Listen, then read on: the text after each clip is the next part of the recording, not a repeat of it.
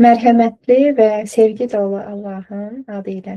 Hər birinizi dəyərli xanımlar, Ruhun Axtarışı marafonda, kitab marafonumuzda xoş gördük.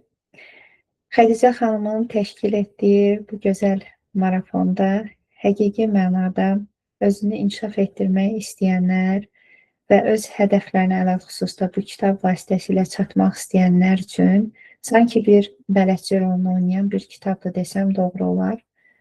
Bugün biz müzakirəmizdə Brian Tracy'nin Qurbağanı Ye, That's It Frog, yəni ingilis dilində kitabın əsl orijinal olaraq mənası budur.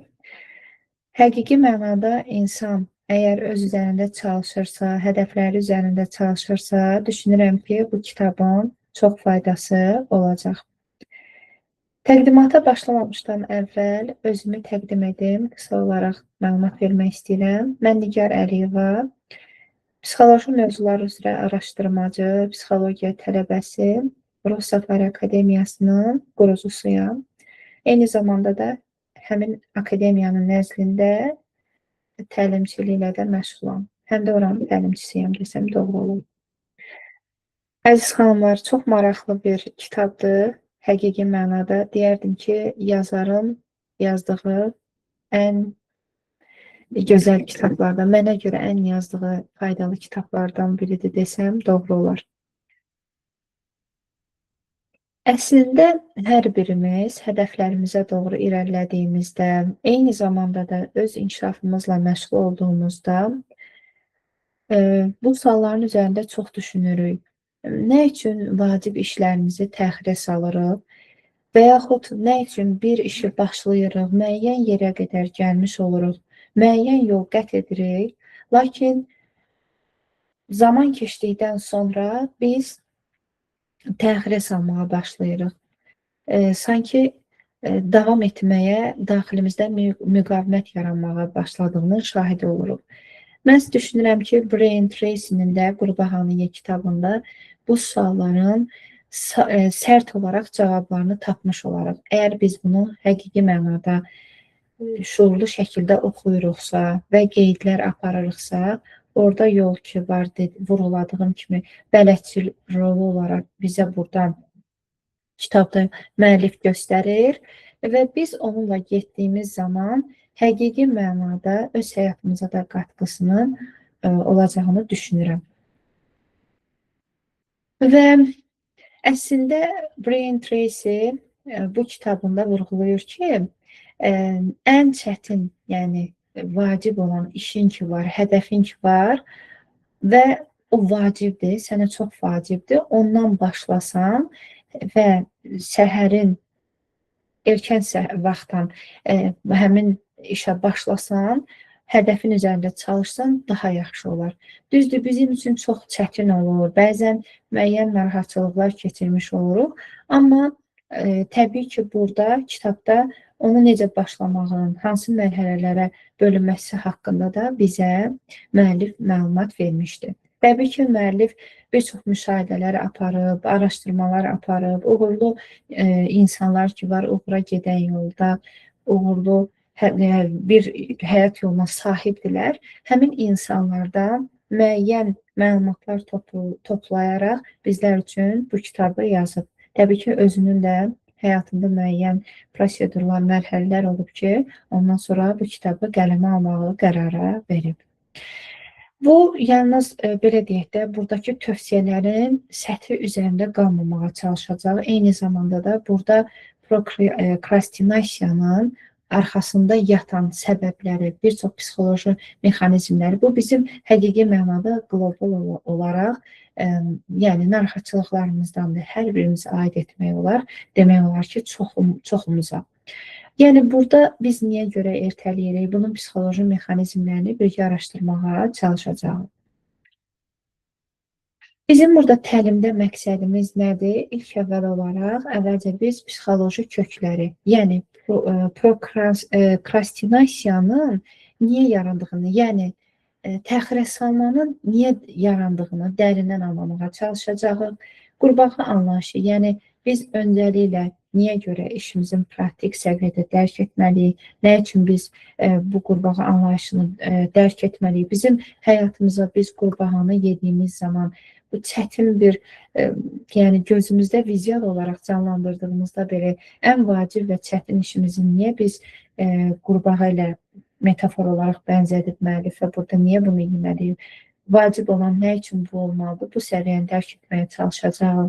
Müəyyən metodlar var ki, davranışa keçidi asanlaşdırmaq üçün, yəni müəyyən yol qət etmək üçün, hədəflərimizə çatmaq üçün bu yolda bizim davranışlarımızın bir sözlə keçidi təmin etmək üçün və burada yolumuzu rahatlaşdırmaq üçün texnikaları əldə etmək məqsədimiz və son olaraq isə şəxsi sistem, gündəlik həyatda tətbiq edilə biləcək struktur və ya strategiya qurmağı məqsədimiz odur ki, öyrənək.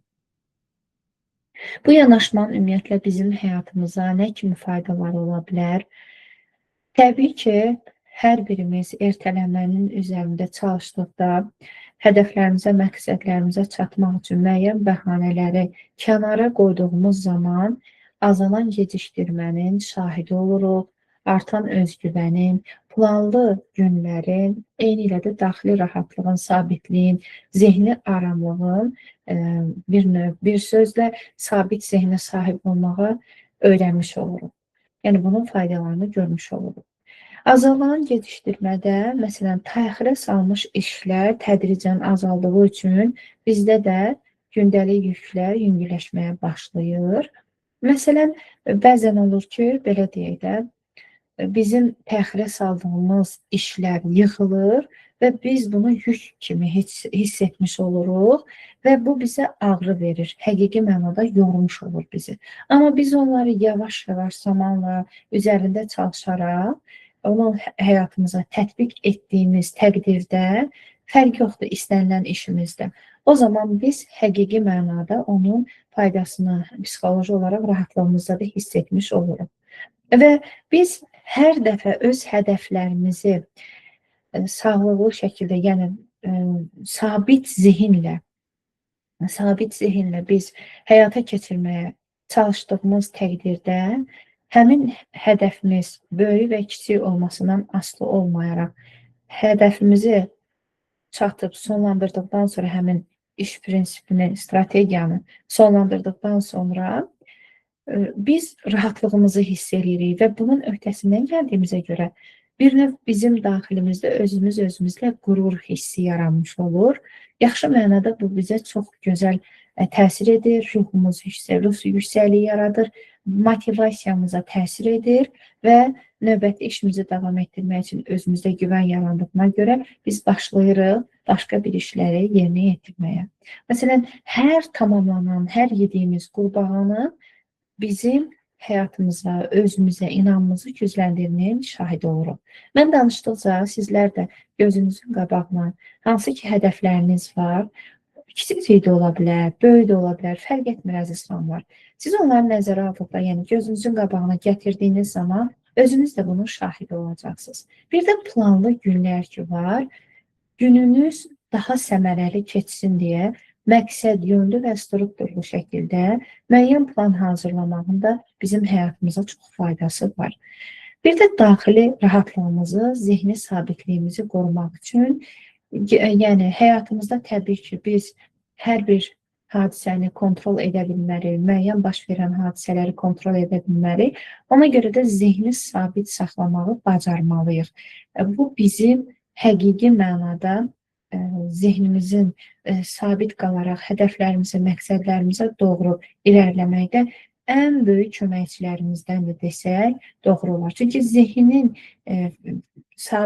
sabitliyi qoruduğumuz zaman fokus başqa yerə getmir deyə yalnız və yalnız görəcəyiniz işlər də olur. Düzdür, bəzən ola bilər müəyyən hadisələrə qarşı siz də həmin fikirlər zehninizdə necə deyirlər, düşünə bilərsiniz, o mümkündür, ola bilər. Zaten zehnin işi düşüncə yaratmaqdır.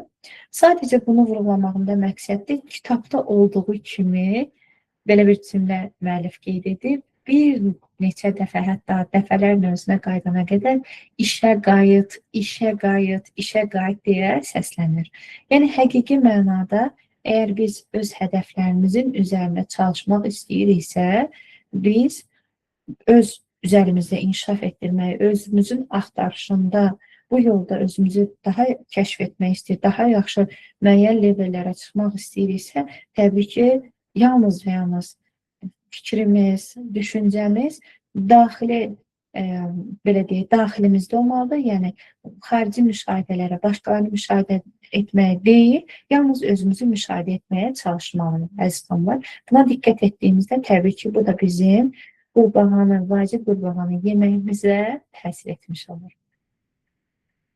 Ümumiyyətlə, çox insan belə düşünür ki, yəni, prokrastinasiya, yəni vaxtın problemi deyil, qeyd etmək istəyirəm ki, yəni çox insan elə başa düşür ki, bu ertələmə vaxtın problemidir, amma elə deyil. Yanlış çərçivə vaxtı idarə etmə probleminə səbəb olur, amma doğru çərçivə isə emosional müqavimət problemlərini aradan qaldırmış olur. Yəni, insan işi təxirə salmır əslində. Həmin işin yaratdığı, yəni hər birimizdə bu belədir, duyğularımız, emosiyalarımız, hisslərimiz olduğu üçün hər hansı bir hadisədə biz iş görmək istəyiriksə, yəni müəyyən öz məsləyimizlə bağlı işi irəli aparmaq istəyiriksə, bizdə belə bir narahatlıq yaranır və biz duyğularımıza diqqət etməliyik. Hansı duyğudan qaçdığımıza. Bu ola bilər ki, uğursuzluq duyğusu, qorxusu ola bilər. Məsələn, bu ola bilər ki, məsuliyyətin ağırlığı ola bilər. Bu ola bilər ki, məsələn, özümüzə güvənmirik. Bu ola bilər ki, biz daha da yaxşı, mükəmməliyyətçi bir insan olduğumuza görə perfeksionizmimizdə, yəni o perfeksionizmimiz olduğu üçün belə bir hallarla qarşılaşa bilərik. Lakin biz belə vurğulamalıyıq ki, nəticənin kifayət qədər yaxşı olmayacağı təsiri bizdən, yəni bu işlərin təxirə salmağımıza səbəb olur. Yəni, burada biz elə başa düşürük, ertələmədir səbəb. Əslində yox. Bizim ertələməmizə, yəni prokrastinasiyamıza təsir edən əsas amil bizim duyğularımızda baş verir. Yəni, biz duyğularımızdan qaçdığımız üçün ertələməni ön plana çəkmiş oluruq. Bu da biz təbii ki, özümüzü zamanla tanıdıqdan sonra bunun fərqinə vara bilirik. Özümüzə belə bir sual verə bilərik. Burada da qeyd etmişəm slaytda, nəyi təxirə salıram? Deyil, hansı hissdən qaçıram? Yəni, biz adətən təxirə salmaya fokuslanırıq. Amma biz orada fokuslanmalıyıq ki, hansı hissdən qaçıram? Mən bu işi, hədəfimi vacibdir. Mən bilirəm ki, bu qurbağanı yeməliyəm, amma bu qurbağanı yeməkdən qaçınıram. Və niyə qaçınıram? Nə üçün qaçıram? Bunu düşünməliyəm. Hansı duyğu məni buna mane olur ki, bu qurbağanı yeyə bilmirəm? Və burada sizə bir texnikanı qeyd etmişəm ki, müəyyən hədəflər olur ki, yəni müəllif də bu kitabında qeyd etmişdi ki, deməli, A, B, C. Burada prioritetləşdirmə metodunda bütün işlərinizi 3 kateqoriyaya ayırmaq və diqqətimizi strateji olaraq yönləndirməyə çalışacağım. Məsələn, A kateqoriyasında olan həmin o bizim yediyimiz qurbağalar vacib qurbağalar, ən vacib qurbağalarımız olmalıdır. Yəni, ən vacib işimizdə, gün ərzində, yəni, ola bilər ki, bu bizim hər hansı bir böyük hədəfimiz olsun, biz ora addım və addım, yəni kiçik addımlarla böyük hədəflərimizə doğru çatmağı biz müəyyən işlər gündəlik olaraq görməliyik. Bəli, biz ən vacib işimizdən başlamalıyıq. Bu günün böyük prioritetini seçməliyik. Təxirə salınması ciddi nəticələrə səbəb olur və bizim üçün həqiqi mənada, yəni hədəfimizə çatmağımızı ertələyə bilər, müəyyən təsirləri ola bilər, çox vacibi mərhələdir ki, biz onu keçməyə çalışmalıyıq. B variantı isə A variantına görə orta, yəni məqsədlərdir. Məsələn, Əhəmiyyətlidir, amma ən vacib deyil. Adakı kimi ən vacib deyil. Məsələn, vacibdir, lakin anı dediyimiz kimi tamamladıqdan sonra bu mərhələyə keçməliyik. Məsələn, indi onu da misal göstərəcəm sizə, sizin üçün daha rahat olsun. C variantında deməli, sizlər üçün izah edim, ondan sonra bir misal gətirməyə çalışacağım. D variantında ixtiyaridir. Yəni, edə bilərsiniz, etməyə də bilərsiniz. Bu, sizin istəyinizə bağlıdır. Məsələn, ilk ikisi bitməmişdən bu başlanıla bilməz. Yəni, müəyyən insanlar başlaya bilər, o dediyimiz kimi ertələmə yaşayan insanlar. Amma dediyim kimi, əgər ki, bir insanın hədəfi, məqsədi varsa, mütləq şəkildə A kateqoriyasını bitirib, sonra B kateqoriyasına, sonra C kateqoriyasında işləməlidir. Məsələn, A kateqoriyasında hər hansı bir universitetdə oxuyursunuz və sizin bir həftədən sonra imtahanınız var. Mütləq şəkildə gündəlik sizin dərslikləriniz ki var, onları təkrar etməlisiniz, öyrənməlisiniz, mənimsəməlisiniz və üzərində praktika işləməlisiniz. Siz A variantında bunu mütləq şəkildə bu qurbağanı qeyd etməlisiniz. Və ikincidə isə siz özünüzü inkişaf etdirmək üçün müəyyən kitablar qoymusunuz, əhəmiyyətlidir və vacibdir sizin üçün. Onları etməlisiniz və siz onu əhəmiyyətlidir, amma A variantı qədər əhəmiyyətli deyil. Siz onu imtahana hazırlaşdıqdan sonra, müəyyən saatdan sonra da B kateqoriyasında olan həmin o kitab oxumağı, öz inkişafınıza təsir edəcək, təcrübəni artıracaq o kitab oxumağınız, yəni sonra keçə bilərsiniz. Növbəti isə, deməli, siz baxırsınız ki, məsələn, oxuduğunuz tutaq ki, burada yəni mövzumuz daha yaxşı, maraqlı olsun deyə bunu vurğulayaq. B kateqoriyasındakı oxuduğunuz kitabı oxumusunuz, müəyyən səhifəsinə çatmışsınız. İxtiyari olaraq siz buna öz yoldaşınızla, yəni rəfiqənizlə, dostunuzla müzakirə edə bilərsiniz. Bu ixtiyaridir. Müzakirə etməyə də bilərsiniz. Yəni, bu sizin istəyinizə bağlıdır. Edə də bilərsiniz, etməyə də bilərsiniz. Lakin C kateqoriyasındakını başlığa çəkib, ilkin olaraq onu etmək və yaxud B kateqoriyasına belə deyək də, B kateqoriyasına keçmək, A kateqoriyası isə qalıb, lakin sizin bir həftədən sonra imtahanınız var. Siz təbii ki, mütləq şəkildə, mərhələli şəkildə addımlamalısınız. Birinci dediyim kimi, birinci qurbağanız imtahana hazırlaşmaq olmalıdır. İkinci qurbağanız özünüzü inkişafla məşğul üçün, yəni özünüzü inkişaf etdirmək üçün oxuyacağınız kitabı olmalıdır. Üçüncü isə dediyimiz kimi sizin deməli burada dostunuzla kitabınızı müzakirə etməyiniz olmalıdır. Mütləq şəkildə bunlara diqqət etməliyik, əziz xanımlar. Bunlar çox vacib faktorlardır. Biz bunları aydınlaşdırdıqdan sonra həyatımızda da müəyyən strategiyalar qurmaqda çətinlik çəkmədik. Sadəcə ilkin mərhələdə hər bir işi öyrəndiyinizdə necə ki çətin olur, mürəkkəb bir prosedurlardan keçmiş olur. Sonra bizim üçün rahat olur. Çünki yeni vərdiş olduğu üçün biz onu alışdırmaq üçün əlimizdən gələni etməliyik, çalışmalıyıq, təkrar etməliyik və təkrar etdikdən sonra həmin vərdişi artıq algılamış, beyin algılamış olur. Növbəti slaydımıza keçid edək, əziz xanımlar, və ümid edirəm ki, bu slaydda verdiyim məlumatlar aydın oldu. Və əziz xanımlar, qurbağanı səhər yeyir. Niyə görə səhər deyilir? Günün əvvəlində adətən enerjimiz, iradə gücümüz, bunu araşdırmalar da göstərir ki, ən yüksək vaxtda olduğu üçün birbaşa ən çətin işinizlə üzbəyiz gələn bir fürsət, bir vaxt dönəmdir ki, həmin zaman biz istifadə etməliyik.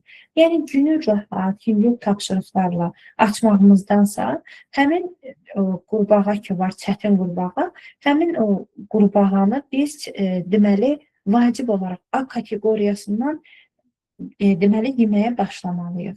Çünki günortadan sonra bizdə artıq istər-istəməz günün ikinci yarısından bizim enerjimizdə dəyişimi hiss etmiş oluruq. Xatırlayırsınızda biz uşaq olduğumuz zaman imtahana hazırlaşanda bizim vaxtlarda Burada olan xanımların əksəriyyəti düşünürəm ki, yəni elə imtahan edib. Bizi bilet çəkirdilər. Və bilet çəkilən zaman bizlər çalışırdıq ki, hər səhər oturub onları oxuyaq. Oxuyaq, öyrənək və bir də müəyyən bir, əsasən biz onu səhər tezdən, erkən vaxt oxuyub öyrənirdik ki, və həqiqi mənada onun təsiri daha çox olurdu. Beyin təmiz olurdu, enerjili olursan, yəni istər-istəməz günün yorğunluğu yoxdur, günün sonraki ikinci yarısı deyil və ilk erkən vaxtdır ki, sən səhər vaxtlarından başlayırsan dərsləri həmin vaxtı öyrənməyə və imtahana da eyni ilə həmin ərəfədə hazırlaşmaq çox yaxşı təsir edirdi bizə. Düzdür, bəzən olurdu, gecələrdə təkrar edə bilirdik, amma əsas bilgilərimizi, məlumatlarımızı, sanki yeni informasiyaları səhər erkəndən oxuyub öyrənib və axşam da yatmamışdan əvvəl təkrarlamağa çalışırdıq. Bundan başqa bir işlərimizdə də vurğulaya bilərəm, əziz xanımlar. Baxın, əgər səhər hər hansı bir vacib işiniz varsa, çalışın onu səhər yerinə yetirin A kateqoriyasında olanları, sonra isə B kateqoriyası, məsələn, tutaq ki, sizin imtahanınız olacaq. Nədənsə zehnimdə olan ancaq danışıram, imtahanlar, dərslər, kitabla belə bir şey. Ola bilər, məsələn, yazarlıqla bağlı olsun. Bir insan özünə söz verib, kitabını bitirməlidir və bitirmək üçün də mütləq şəkildə gündəlik 1 saat məşğul olmalıdır. Təbii ki, səhər oyandıqdan sonra müəyyən ehtiyaclarını ödəyir və sonra keçir masa arxasına və orada müəllif də qeyd edib, özünüzün bir məkanı olmalıdır, özünüzə aid olmalıdır həmin məkan. Həmin məkandan istifadə edərək orada gündəlik, disiplinli şəkildə 1 saat, 1 saat yarım, indi hər kəs özü daha yaxşı bilir ki, nə qədər orada oturub, məkanda oturub yaza bilər. Ondan sonra isə səhər oyanıb həmin vacib işini bitirdikdən sonra A kateqoriyasına keçib B kateqoriyasına, məsələn, ev işlərini görə bilər, yeməyini bişirə bilər və s. işlər görə bilər. C kateqoriyasında da ki, müəyyən lazım olan müəyyən işlər ki var. Məsələn, tutaq ki, belə deyək də, bitkiləri suvarmaq. Məsələn, onu özü də edə bilər, evdə ailə üzvlərindən başqa birisinə də tapşıra bilər. Yəni, bunu vurğulamağımda məqsədim odur ki, əziz xanımlar, biz A, B, C kateqoriyalarına ayırsaq işlərimizi, həqiqətən də doğrudan da biz bunları ayırdıqdan sonra əsas bizim üçün nə lazımdırsa bu ana biz onu başlayacaq etmək. Məsələn, insanlar var ki, öyrənməkdən doymurlar, amma bu da yaxşı bir şeydir ki, enerji parçalanır və enerji parçalandığı üçün şaxəli şəkildə insan yorulmasına səbəb olur. Yəni, məsələn, insan var ki, İngilis dilini öyrənmək istəyir, Rus dilin, Çin dilin, Fransız dilin, İspan dilin və s. dilin. Amma bu özü A kateqoriyasında ayırsa ki, mən hal-hazırda bu durumum üçün ən vacib olan mənim bu an üçün hansı dili daha çox təkmilləşdirməyim lazımdır. Təbii ki, Rusiyada yaşayan deyəcək ki, Rus dilini öyrənməliyəm, mənimsəməliyəm, İngilis dilini öyrənən İngiltərədə, Avstraliyada, İngilis dilli ölkələrdə, yəni danışılan ölkələrdə yaşayanlar təbii ki, elə deyəcəklər və yaxud başqa bir İspaniyada deyəcək ki, mənə lazımdır İspan dilini öyrənmək. Yəni, bunu vurğulamağımda məqsədim odur ki, ondan sonra sıralamada, məsələn, bunu mənimsədikdən sonra müəyyən deməli, mərhələni keçdikdən sonra ora fransız dilini də əlavə edə bilər, məsələn, B kateqoriyasına, sonra ixtiyari olaraq, məsələn, C kateqoriyasına ondan sonraki mərhələdə öyrənəcəklərini də əlavə edə bilər. Artıq biz bunları işlədikcə ABC strategiyası ilə biz artıq yavaş-yavaş bunu həyatımıza sanki hopdura biləcək. Bu da təbii ki, zamanla mümkündür. 5 dəqiqə qaydasından da danışmaq istəyirəm, əziz xanımlar. Ümumiyyətlə, 5 dəqiqə, yəni beyni ümumiyyətlə işi bitirmək üçün, beyin işi bitirmək üçün deyil, yəni 5 dəqiqə belə deyək də ərzində başlamaq üçün inandırmaq lazım. Məsələn, başlamamışıq, hazırlıq gedir. Adətən meditasiyada belədir. Yəni hazırlıqlar gedir, beyin, bədən, bütün vücudu hazırlayırsan. Eynilə də burada da. Məsələn, 5 dəqiqə qaydasında biz hazırlaşırıq hər hansı bir məlumatı algılamaq üçün, öyrənmək üçün. Mütləq şəkildə lazımdır ki, biz özümüzü hazırlayaq və hazırladıqdan sonra dediyim kimi biz növbəti prosedura keçmiş oluruq. İrəli proseduruna keçmiş oluruq və Zeigarnik təsirində burada da qeyd etmişəm ki, başlanmış tapşırıqlar beyin tərəfindən açıq saxlanılmış olur və tamamlanması üçün şuuraltı bir növ sürüklənməyə meyilli olur, sürüklənmə yaratmış olur. Əslində başlamaq əksər hallarda davam etməyi, irəliləməyi özü ilə gətirmiş olur. Yəni ilk başda başlayırıq, sonra isə irəli üçün, davam üçün artıq özü gəlmiş olur. Və əziz xanımlar, ümumiyyətlə bir çox araşdırmacılar tövsiyə edirlər ki, yazılı planlaşdırma çox faydalıdır və bir də tək fokus haqqında da qeyd etmişəm. İlk əvvəl olaraq sizə yazılı planlama haqqında qeyd etmək istəyirəm ki, biz bir çox təqdimatlarımızda, təlimlərimizdə də əgər mövzuya uyğundursa, orada yazı haqqında bəhs etmişik. Həqiqi mənada yazının bizim həyatımıza çox böyük qatqısı var. Gündəlik planlarımızı əvvəlcədən əl yazısı ilə kağıza yazdığımızda, yəni burada yazılı niyyətimizin şuurlu şəkildə daha güclü iz buraxdığının şahid olmuş oluruq. Və burada bizim o beynimizdə fırlatdığımız müəyyən xəritələr, çizdiyimiz o mərhələ, o yükə artıq o yükün azaldığına şahid oluruq və yazdığımızda artıq rahatladığımızı da hətta hiss etmiş oluruq. Burada sanki bizim uğura gedən yolumuzu da sanki tətikləmiş olur. Ona görə də düşünürəm ki, yazmağın çox faydası var. Hər bir işimizi yazmağımız, planlı şəkildə məqsədlərimizi A, B, C kateqoriyasına bölməyimiz həyatımızı doğru düzgün şəkildə idarə etməyimiz üçün çox vacib amillərdəndir.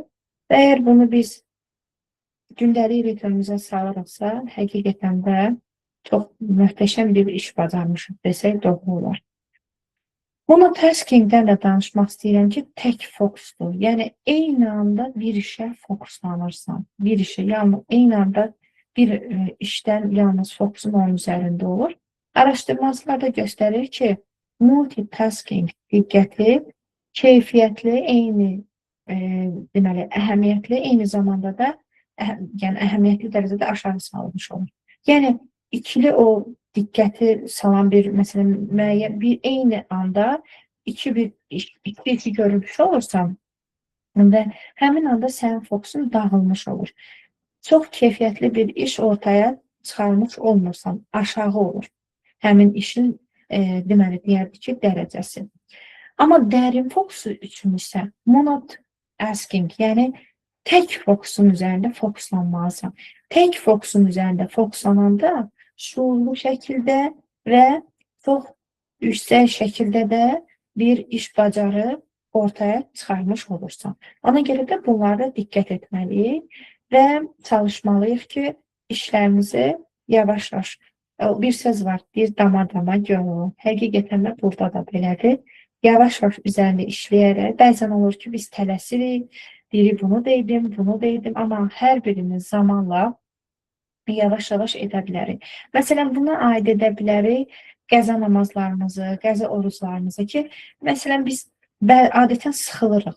Tutaq ki, bəzilərimizdə 5 il ola bilər, bəzilərimizdə 10 il ola bilər, bəzilərimizdə 20 il ola bilər. Bu, hər kəsin individual olaraq, belə deyək də, həyatında baş verən bir prosesdir ki, bu halda sıxılmış oluruq. Amma biz yavaş-yavaş onu etdiyimiz zaman, tutaq ki, hər kəsin ehtiyacı olan, özünün götürə bildiyi, bədəninin, vücudunun götürə biləcəyi qədər bir günlük ola bilər, 2 günlük ola bilər, qəza namazlarını qılırdı. Eyni zamanda da orucları həftə içi və yaxud həftə sonu bacarırsa, həmin vaxtı yerinə yetirdiyi təqdirdə fokusu orada yalnız bir işdə olduğu üçün yavaş-yavaş o işin keyfiyyətli şəkildə də zamanla yerinə yetirməyə çalışır. Amma biz məsələn düşünürük ki, tutaq ki, qəza namazlarını da qılayıq, qəza oruclarını da tutaq, bununla yanaşı biz gedək, məsələn, gecə namazlarını da qılayıq, sonra nə bilim müstəhəb əməlləri də eləyək. Burada hamısını öz üzərimizdə yük kimi hiss etmiş oluruq. Biz ona görə də burada A kateqoriyasına bölürük. Burada bilirik ki, namazlarımız, qəza namazlarımız, qəza oruclarımız, eyni zamanda burada vacib namazlarımız da var ki, gündəlik. Bunları qeyd etməliyik. Təbii ki, burada birinci vacib namazımız olur gündəlik. O birilərlə təbii ki, qəzalar da vacibdir, amma sonradan onu qeyd edirik. Çünki bu lap əsasdır. Yəni B kateqoriyasına aid edirik desək doğru olur. Və yəni C-dəki dediyim kimi müstəhəb əməllərdir. İxtiyari olaraq, yəni bunları edə də bilərik, etməyə də bilərik. Amma B kateqoriyası vacib də olsa, A kateqoriyası daha vacibdir. Baxın, bunları belə ayırdıqda müəyyən həm mənəviyyatla bağlı, həm işimizlə bağlı, karyeramızla bağlı çalışıram ki, misallar çəkim ki, sizlər üçün də daha rahat olsun o baxımdan əzizlanlar. Və burada da vurğulanır ki, bir işə fokuslananda daha yaxşı, keyfiyyətli şəkildə o işi görmək olur. Amma multitaskingdə isə elə etmək olmur. Yəni, etsən də keyfiyyətli dərəcədə nəticəni əldə edə bilmirsən. Və dediyim kimi, əziz xanlar, öz qurbağamızı bugündən kitabı oxuduqdan sonra artıq qərara verməliyik ki, öz qurbağamızı tapmalıyıq, müəyyən etməliyik. Həyatımızın hazırda ən çox təxirə saldığımız vacib işimiz hansıdır və ən vacib qurbağamız hansıdır, onu yeməyə çalışmalıyıq. Bu çətin də olsa etməliyik. Və sonra isə bunu parçalara ayırmalıyıq. Onu ən azı dediyimiz kimi 5 dəqiqəlik, kiçik, konkret addımlara bölməyi bacarmalıyıq. Və sonra isə planlaşdırmalıyıq. Sabah, məsələn, saat neçədə başlayacağam, indi qərar verirsiniz. Bu an üçün, bu andan etibarən bu ideal bədənlə də bağlı ola bilər, bu idmana getməklə də bağlı olar. Sağlıqlı ruh, sağlıqlı cisim, sağlıqlı zehin üçün hansı hədəfləriniz, məqsədləriniz var, fikrinizdə olan, düşüncənizdə olan müəyyən texnikalar ki var, siz onları ertələyirsiniz və dediyimiz kimi ertələməyimizə də səbəb bizim vaxtımız deyil, ertələməyimiz deyil, bizim orada yatan duyğularımızdır ki, biz duyğularımızı tapmaq üçün həmin açarları bir-bir əlimizə almalıyıq, itirdiyimiz açarları. Və duyğularımızı tapdıqdan sonra təbii ki, yolumuza davam edə bilərik. Və əslində, əziz xanımlar, burada qeyd etmişəm, dəyişiklik motivasiya ilə başlayır, lakin sistemlə davam edir. Ümumiyyətlə, dalğalı ola bilir. Bəzən, bugün məsələn, tutaq ki, mən motivasiya ilə başladım, sabah ola bilsin ki, motivasiyada, qığılcımda sönmə yaranmış oldu. Bu, sanki fişəngə bənzədilir. Metafor olaraq deyə bilərik ki, məsələn, başlanğıc üçün fişəkdir, başımıza gəlir, işıqdır, çılçıraq yanır, maraqlıdır, kreativ bir işıq yanmış olur. Müəyyən müddətdən sonra başlayır sönməyə. Yenidən başqa birisini yandırırsan, yenidən yanır və beləcə dalğavari başlayır həyatımızda. O da bizə lazımdır. Sadəcə olaraq biz ona güvənməməliyik, arxalanmamalıyıq. Biz sistemimizi daha doğru düzgün, sistemli şəkildə idarə etməyə əlimizə almalıyıq və sistemli şəkildə çalışmağa başlamalıyıq. Özümüzə etibar etməliyik və sistemimizi qurmalıyıq. Ən əsası da özümüzə güvənməliyik. Və burada qeyd etmişəm, əziz xanımlar, siz hazır olanda başlamırsınız, dəyərli xanımlar. Hamımıza aiddir, bu mənə də aiddir, əziz xanımlar. Biz başladıqda görürük ki, hazır olalım. Amma biz hazır olanda başlamadıq. Biz başladıqda hazır olalım. Və hər birinizə də bu yolda cəsarətli, iradəli, sistemli şəkildə davam etməyi arzulayıram. Ümid edirəm ki, bu kitab təkcə bu 15 günlük marafonda deyil, bütün ömrünüz boyu sistemli şəkildə yaşamağınıza, ümumiyyətlə sizin ömür səhifənizə qatqısı olan bir kitab olacaq. Və ev tapşırığı olaraq sizə vermişəm. İndi hal-hazırda kim istəsə könüllü olaraq əgər qurbağasını tapıbsa, bunu vurğulaya bilər. Sabah bir qurbağa seçib icra edirsiniz. A, B, C metodundan istifadə edirsiniz. A kateqoriyanızda vacib işiniz, yəni ən vacib işiniz hansıdır onu müəyyən edirsiniz. Nəticənizi qeyd edirsiniz, nə hiss edirsiniz, nə asanlaşdı, hansı hissədə müqavimət yaranmış oldu, bunları qeyd etməyə çalışırsınız. Və təcrübənizi şəxsidə mənə də yaza bilərsiniz. Müəyyən müddət keçdikdən sonra Xədicə xanımla da bölüşə bilərsiniz. Çünki bu marafonu Xədicə xanım dəyərli xanımımızın təşkilatçılığı ilə baş tutub. Bu qədər əziz xanımlar, məni dinlədiyinizə görə, dəyərli vaxtınızı sərf etdiyinizə görə hər birinizə təşəkkür edirəm. Və video qeydi söndürdükdən sonra inşallah ki, Allahın izni ilə sual cavabımıza başlayalım.